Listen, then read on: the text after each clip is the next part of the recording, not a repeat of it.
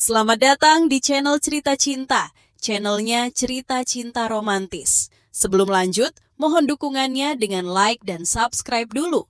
Ternyata aku anak orang kaya. Bagian 45.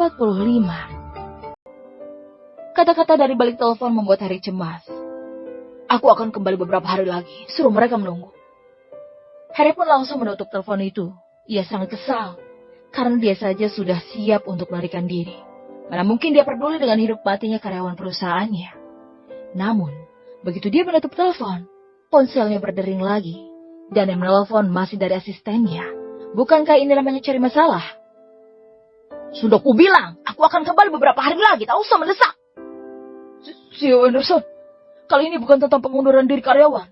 Tapi orang dari Highbolt Group baru saja menelpon dan bilang mereka mau diskusi dengan Anda tentang kerjasama investasi. Mereka juga akan tiba nanti. Begitu kata-kata di balik telepon keluar, Harry tiba-tiba berdiri dengan bersemangat. Apa? Highbolt Group mau investasi di perusahaan kita? Harry memastikan kembali dengan penuh semangat. Adelia dan Fiona di sebelahnya juga bersemangat. Dan detak jantung mereka semakin cepat karena sudah menunggu selama 2 hari ini. Apa Erwin benar berhasil membujuk Tuan Damon? Benar, orang yang mereka kirim sudah dalam perjalanan. Sebaiknya CEO Anderson kembali ke perusahaan sesegera mungkin, kata Alvin dengan semangat di seberang telepon sana. Oke, aku akan ke sana. Cepat, suruh semua karyawan kita menjalur menyambut tamu kita. Baik, CEO Anderson. Akan segera saya teruskan berita Anda. Setelah menutup telepon, Harry sangat senang. Setelah menunggu 2 hari di ambang kematian, harapannya akhirnya muncul. Fiona, pacar sahabatmu berhasil membujuk Tuan Damon. Ikut aku ke perusahaan nanti. Dia beneran berhasil? Fiona merasa sulit untuk percayakan hal ini. Meski dia mengharapkan Erwin bisa berhasil membujuk Tuan Damon. Tapi begitu harapan itu menjadi kenyataan, dia masih merasa sulit untuk percaya. Anak miskin pedesaan yang dia pandang rendah beberapa hari yang lalu telah menyelamatkan keluarganya hari ini. Dan ingat, jangan menilai seseorang dari penampilannya. Ya, Fiona bisa dikatakan mendapat pengalaman hidup yang sebenarnya. Dalam negosiasi investasi dengan Fiona dan perusahaan ayahnya, Erwin tidak pergi secara pribadi untuk tetap merendahkan diri, sekaligus menyembunyikan identitasnya. Namun para profesional sudah memberitahu Erwin tentang kondisi umum dan rasio bagian investasi secara rinci. Anita, sekaligus mengambil 60% saham keluarga Fiona itu berlebihan tidak ya? Kata Erwin sambil membolak-balikan melihat dokumen. Anita sedang memijat Erwin dengan patuh dan menjawab pertanyaan Erwin yang barusan. Sebelum kita pergi, perusahaan keluarga Anderson itu sudah berada di ambang kebangkrutan. Dan tak ada orang kaya di selatan kota yang mau membantu. Jadi bisa dibilang Harry Anderson sudah mencapai titik kehancuran. Pada saat ini kita yang berinvestasi ini bagaikan penyelamatnya. Jangankan 60%, 80% sekalipun dia juga akan langsung setuju. Karena dibandingkan bangkrut, bisa bertahan dengan sisa saham itu sudah suatu berkah bagi mereka. Aku suka kata-katamu.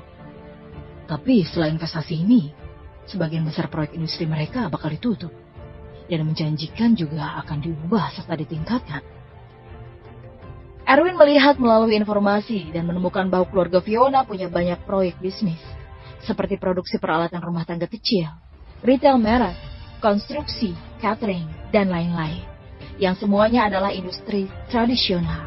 Tetapi kebanyakan tak menghasilkan uang, sehingga bisa berada dalam situasi kebangkrutan seperti ini. Aset paling berharga dari perusahaan keluarga Anderson hanya sejumlah besar lisensi merek untuk peralatan listrik ternama. Kalau mau dimodif dan ditingkatkan dari retail toko offline menjadi gabungan online dan offline, maka proyek itu cukup menjanjikan. Selain itu, mereka juga punya tempat produksi peralatan rumah tangga kecil di selatan kota, dan juga akan menjanjikan kalau sedikit diubah. Anita membicarakan pendapatnya terhadap proyek perusahaan keluarga Anderson. Selain merek peralatan listrik dan bisnis peralatan rumah tangga kecil, Anita tidak terlalu optimis terhadap bisnis proyek mereka yang lainnya. Walau mau diubah sekalipun, masih ada kesulitan tertentu, dan prospeknya tetap tidak terlalu menjanjikan. Erwin lumayan kagum dengan analisa dari Anita. Sekarang, peningkatan proyek dan modif sedang naik daun di seluruh negara. Justru aneh kalau perusahaan keluarga Anderson yang tak ikut berkembang ini tidak bangkrut. Setelah keduanya berbicara tentang bisnis terkait untuk sementara waktu, ponsel Erwin berdering dan ternyata Fiona menelpon secara pribadi. Begitu Erwin mengangkat, kata-kata terima kasih dari Fiona dari ponsel itu. Erwin, makasih banyak. Tanpa bantuanmu kali ini keluargaku pasti akan bangkrut. Kalau bukan karena Lina, aku tak mungkin mau repot-repot bantu kamu. Erwin benar-benar membantu mereka karena Lina.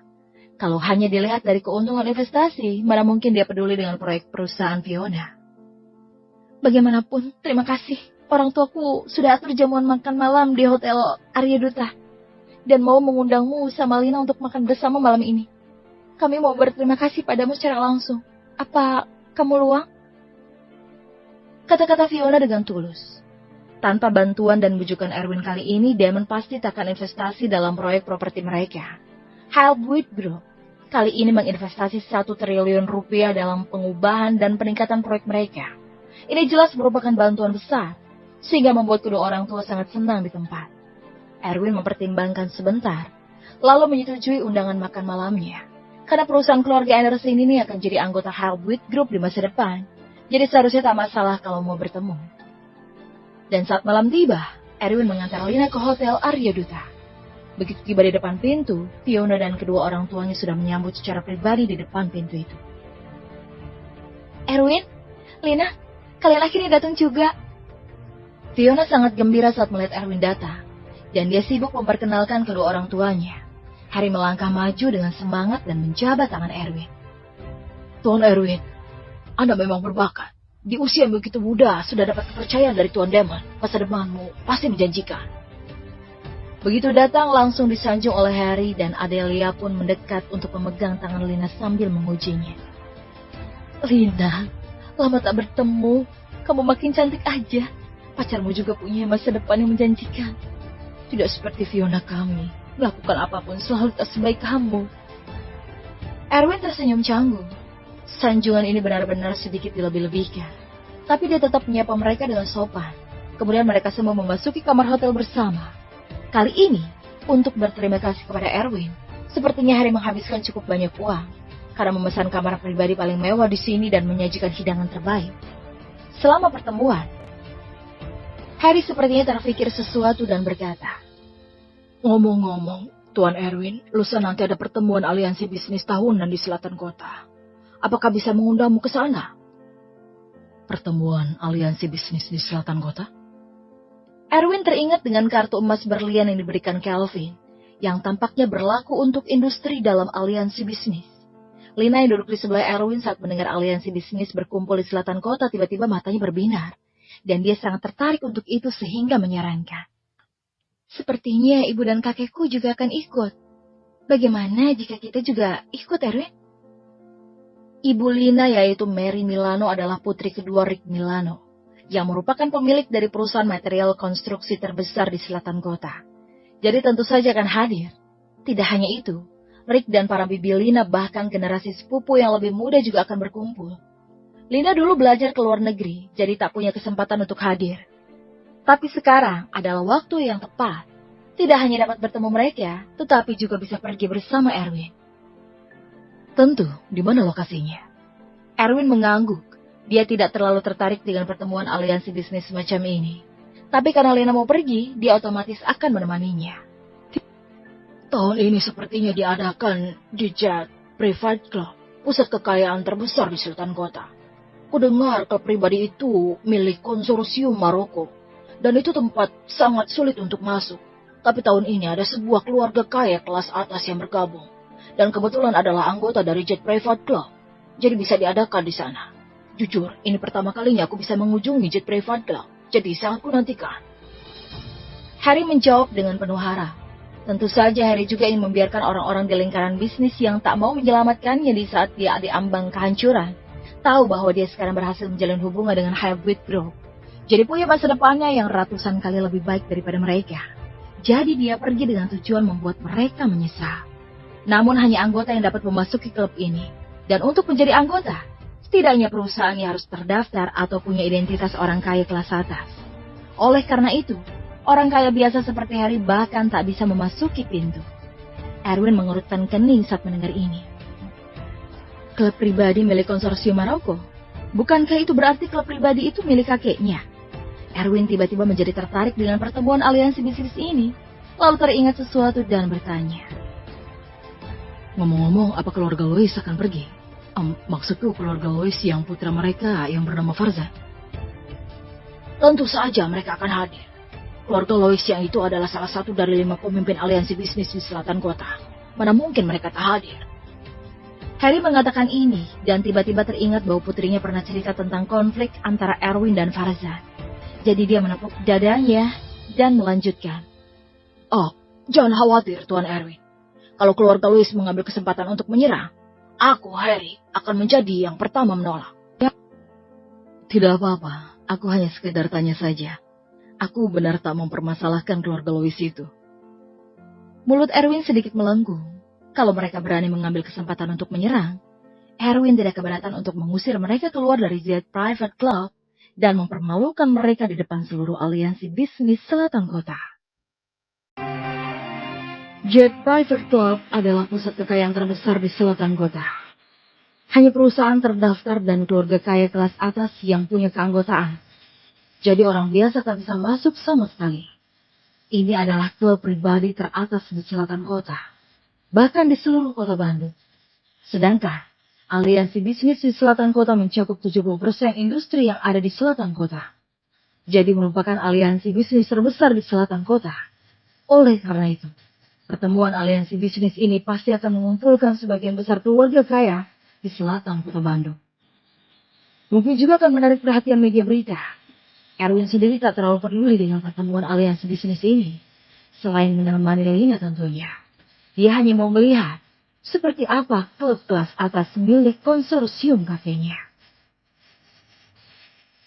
Dalam sekejap mata, hari pertemuan aliansi bisnis di selatan kota pun tiba. Erwin pergi ke rumah Lina dan berencana untuk menjemputnya ke Jet Private Club. Saat ini, Lina sedang berdandan, meski hanya pergi ke pasar aliansi bisnis di selatan kota, tapi dia akan bertemu dengan kakek dan bibinya yang sudah lama tak ia temui. Jadi dia memutuskan untuk berdandan. Lina, apa pacar miskinmu itu akan ikut?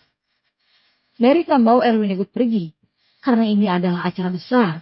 Kalau membawa seorang anak miskin dari pedesaan ke sana, takutnya sang ayah dan para saudara perempuannya akan menjadikannya sebagai lelucon. Ditambah lagi, akan ada banyak putra keluarga kaya kelas atas yang akan hadir, terutama keluarga Zibrano, yang merupakan keluarga nomor 1 di selatan kota, dan memiliki perusahaan terdaftar. Perusahaan biasa tak mungkin bisa dibandingkan dengan perusahaan itu. Kalau berjalan dengan lancar, sepertinya beberapa putra keluarga Zibrano akan hadir. Kalau salah satu dari mereka bisa tertarik dengan Lina, maka keluarganya pasti akan naik tingkat. Erwin, tentu saja dia ikut. Aku juga mau kenalkan dia pada kakek. Lina tidak lupa menanggapi Mary sambil beres wajahnya. Mary jadi tidak senang saat tahu Erwin juga akan ikut. Untuk apa dia ikut? Seorang anak laki-laki miskin dari pedesaan hanya akan membuatku malu di sana. Cepat, suruh dia tidak usah datang lagi. Mary sedikit marah, karena tak hanya keluarganya yang akan ke sana hari ini, tapi juga banyak orang kaya lainnya di selatan kota. Pasti ada kenalan bisnisnya juga. Bukankah akan jadi lelucon besar kalau memberitahu mereka bahwa putrinya punya pacar miskin? Terutama putra-putra dari keluarga Zibrano. Kalau mereka tahu Lina punya pacar, apa yang akan mereka pikirkan? Dan bagaimana cara keluarganya bisa naik tingkat? Bu, kenapa sih kamu memulainya lagi? Lina sungguh tak tenang. Mengapa ibunya tak bisa menyukai Erwin seperti ayahnya? Tak bisa bertingkah layaknya seorang penjilat seperti ayahnya juga. Tepat pada saat ini, bel pintu berbunyi. Erwin pasti sudah datang. Aku buka pintu dulu. Lina berkata dengan gembira, tetapi sebelum bangun, ada sosok yang membuka pintu lebih dulu di depannya, dan sosok itu adalah ayahnya. Setelah pintu terbuka, Lukas yang melihat Erwin datang segera menyambut dengan ramah. Erwin, kamu akhirnya datang juga. Kamu pasti lelah. Duduk dan istirahat dulu. Paman akan membawakan buah untukmu. Melihat tingkah ayahnya yang layaknya seorang penjilat pada Erwin lagi, Lina sedikit terdiam. Karena sikap ayahnya pada Erwin benar-benar jauh berbeda dengan ibunya. Erwin sepertinya sudah terbiasa dengan kelamahan dari Lukas. Jadi setelah menyapanya dia langsung masuk. Setelah menunggu di ruang tamu sebentar, Lina yang sudah siap berdandan berjalan turun ke bawah. Erwin tanpa sadar menoleh dan melihat ke atas. Terlihatlah Lina yang mengenakan gaun ungu merah jambu dan selendang transparan merah jambu di bahunya. Ditambah sepasang sepatu kaki tinggi seksi merah di kakinya. Serta riasan ringan di wajahnya. Bahkan rambutnya juga dibuat bergelombang. Lina hari ini sangat cantik, bagaikan bidadari yang turun ke bumi. Baik temperamen maupun penampilannya membuat orang yang melihatnya terpesona. Erwin juga tak terkecuali. Oh, Lina, kamu sangat cantik hari ini. Erwin tidak bisa menahan diri untuk memuji Lina. Matanya terus tertuju dan tak mau berpaling dari Lina. Wajah Lina sedikit merah saat melihat Erwin terus menatapnya. Tapi hatinya sangat bahagia. Erwin, yuk berangkat. Sambil berbicara, Lina mendekat dan memeluk lengan Erwin dengan penuh kasih sayang. Lalu menyandarkan setengah tubuhnya pada Erwin. Bau parfum samar itu Lina bahkan lebih menggugah. Kita tunggu bersama tante. Erwin bertanya setelah bereaksi. Tak perlu, kita duluan saja biar mereka semua mobil. Lina hanya mau berduaan dengan Erwin. Baiklah kalau begitu. Setelah Erwin menjawab, dia langsung membawa Lina pergi. Saat Mary mengejar keluar dan melihat mereka berdua sudah menaiki mobil, dia benar-benar kesal.